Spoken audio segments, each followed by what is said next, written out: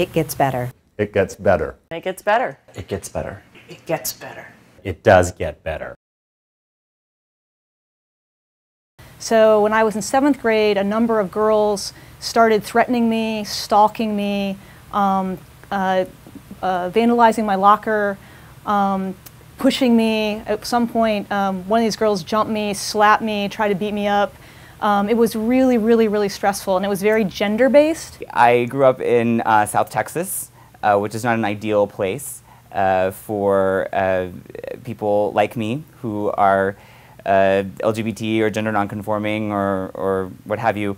It was a struggle, and it took a lot of courage. What did happen is my friend pretty much abandoned me, and I felt more alone than ever. I was depressed. I didn't want to get out of bed.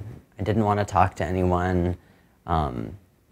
It was a really, really dark time for me, and I felt like I had no one to talk to. Through high school, it got worse and worse and worse. But it didn't stop with just peers. I had teachers. My 4th grade teacher went to the principal and told the principal that I needed to be referred to a psychological counselor because she was not aware that I was a girl until 3 or 4 months into the school year, despite the fact that my name was Lila Jane. I find that hard to believe. In 5th grade, my teacher would not allow me to go to the class swim trip because I would not wear a girl's bathing suit. I wanted to wear swim trunks and a tank top instead. So I had a bully named Matt, who I knew since 2nd grade. You know, in a small town, you kind of know everyone, and I knew Matt for the longest time. By the time he got to high school, he was a neo-Nazi and a homophobe. So every single day I got to deal with his craziness. I felt extremely alone. I didn't know what he was angry at more, whether the fact that I was brown or the fact that I was gay. When I went on my first date, I felt like, wow, this is great. This feels wonderful. But then I felt horrible. I felt like I was doing something wrong because it seemed like it was totally against what I had grown up to know was normal. And so what happened then was I actually thought about killing myself. And so I lined up pills and was really depressed and was ready to do something that would have been terrible.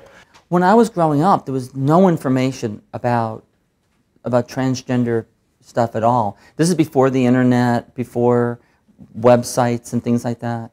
And so there was no information. And I was so scared to talk about it that I didn't even find any information until I went off to college.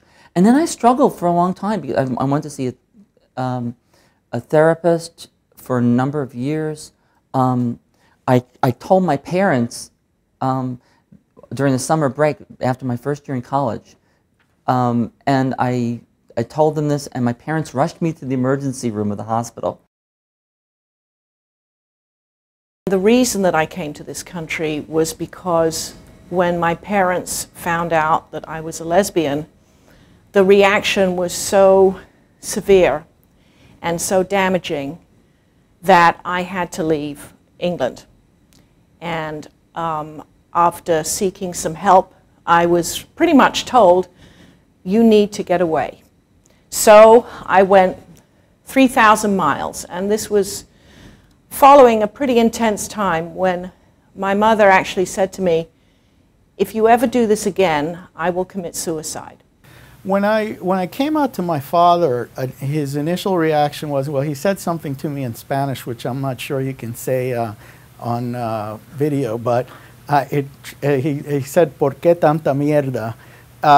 And then he said, which means why so much, ends with an S and, or starts with an S and ends with a T. And then he said, well, you can't be gay because you're not effeminate and you don't wear dresses, you don't act like a girl, so how can you be gay? I got married right out of high school, married my high school sweetheart, thought I was in love, had the house of my dreams, the job of my dreams, and had 2 beautiful children.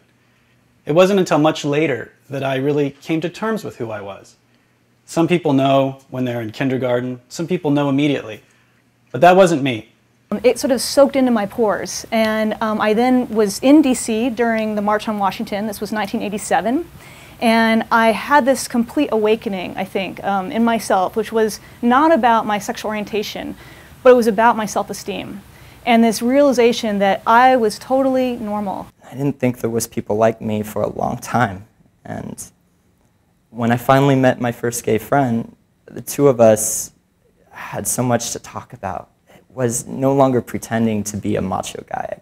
I first came out when I was on the bench about 5 years ago because I got really tired of putting up a wall between my personal life and professional life. But one of the things I discovered that has been so incredible is that once you're able to reach out and make connections with other LGBT people, what you'll find is an incredible sense of community, and you'll find a family.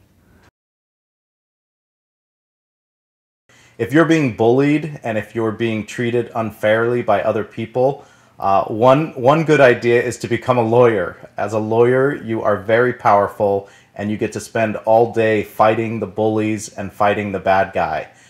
We want you to grow up. We want you to contribute to our community. We need you. So please hang in there. It definitely gets better. I went to law school because I wanted to help LGBT people.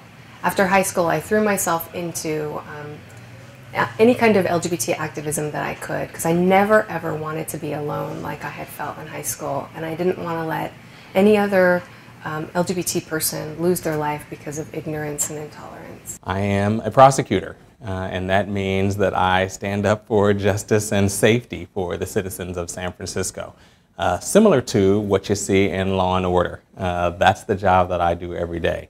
I was thrust into a position of both defending the mayor and his action, but also we pretty quickly decided to bring our own affirmative challenge against the state's marriage laws on behalf of the city and county. I was appointed to the Superior Court about 30 years ago in 1981 by Jerry Brown, the first time he was a governor. And it was quite a to-do because I was the first out lesbian to be appointed a judge any place in the country. Some people said any place in the world. And when I finally did come out, my dad was devastated. He cried.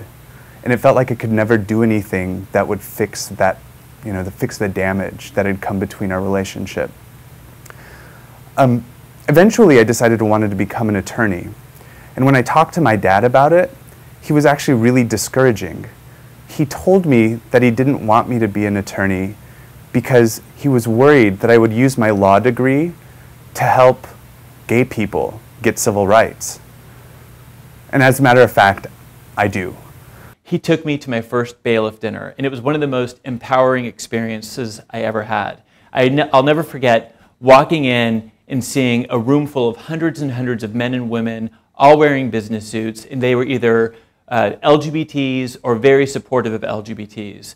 And I just remember being there and realizing what great support that I had within this community, and I'll never forget that. And I remembered also that night that I had this realization that I could excel in this business, in this industry, and that's exactly what I've done. The thing was, I never gave up.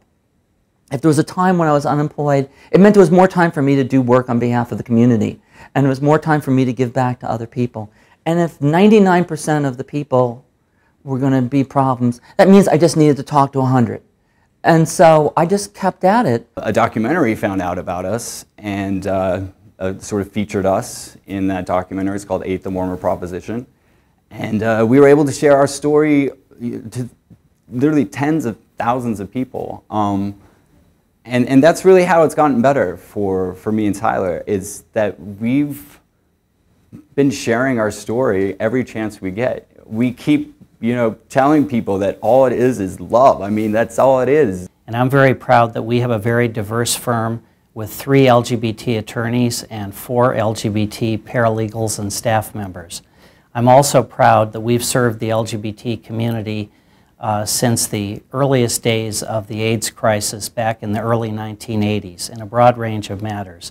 But particularly, we always said yes whenever we were asked to take a will to someone in the hospital dying with pneumocystis or Kaposi's sarcoma.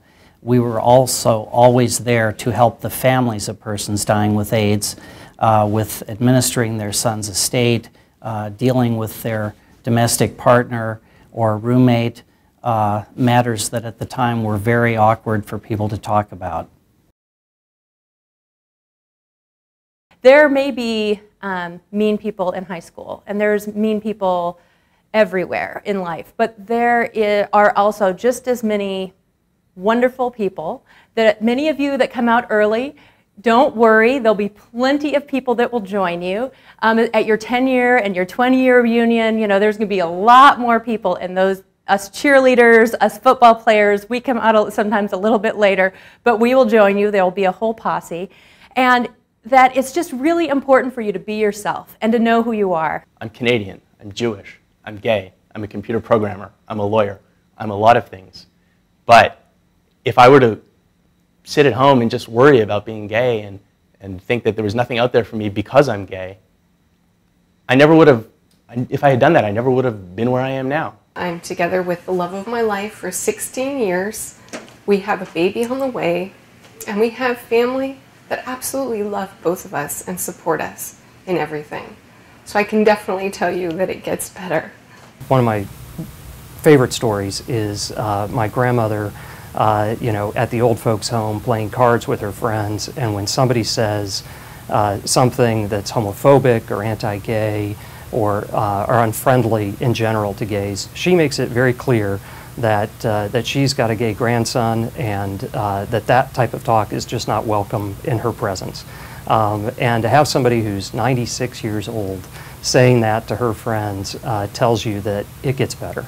I have a spouse now and a child, and that is more than I would have ever dreamed of in Texas growing up as a teenager. And my parents love my spouse and idolize my child, and that's what I mean when I say it not only gets better, it gets amazing.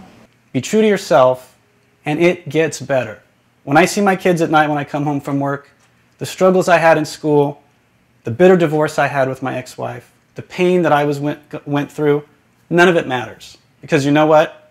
My kids matter to me, because they love me for who I am. And I recently actually went back to my 10-year high school reunion, and I brought my wife, and we sort of went under the premise that, you know, we'll go, and if in 5 minutes it's uncomfortable, we'll leave.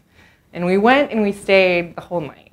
It was amazing. People were wonderful. They were like, why don't you move back? You should live here. It'd be great. And I was so surprised, and it was really heartwarming. We adopted a girl 14 years ago on Valentine's Day. So I've gotten to be the parent that I didn't think I could be. I've gotten to be the lawyer that I didn't think I could be. And I didn't think I could be all those things because I'd be gay.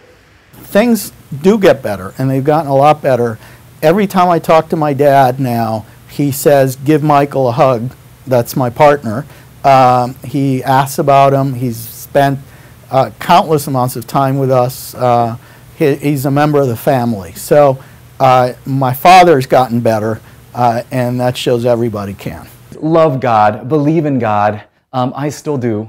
But don't you dare let any man or any church, especially when they're claiming to interpret the Bible, tell you what God thinks of you.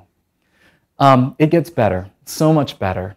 And people say there's too many lawyers in the world, but I don't believe that. I don't believe that because our fight for equality is not over. And we need all the folks we can get on our team. I just want you to know that it gets better. The bailiff's doing everything it can to make it better.